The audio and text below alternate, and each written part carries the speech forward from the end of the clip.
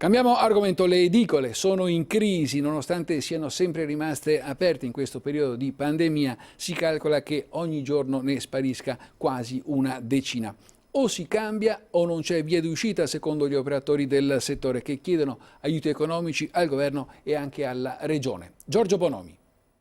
Trasformare le edicole in punti servizi altamente digitalizzati, dove oltre a comprare il giornale si potrà anche pagare ticket e prenotare visite mediche, oppure ritirare pacchi e spedizioni come in posta. È il passaggio necessario, secondo gli operatori del settore, per frenare la moria di questi esercizi, già in atto da molti anni come conseguenza del crollo delle vendite di giornali e riviste, ma ulteriormente accelerata dall'emergenza Covid, nonostante le edicole siano rimaste sempre aperte. Nei primi mesi del 2020 hanno chiuso per sempre 1400 edicole, con una media di 6-7 edicole al giorno. In Veneto tra il 2018 e il 2020 hanno chiuso il 16% dei punti vendita e si è passati da un'edicola ogni 4.000 persone a una ogni 5.000. Dati sconfortanti di fronte ai quali gli edicolanti chiedono aiuto alle istituzioni. Il governo, già intervenuto con credito d'imposta e bonus una tantum, ora promette risorse anche dal Recovery Fund. Sono previste delle risorse a disposizione della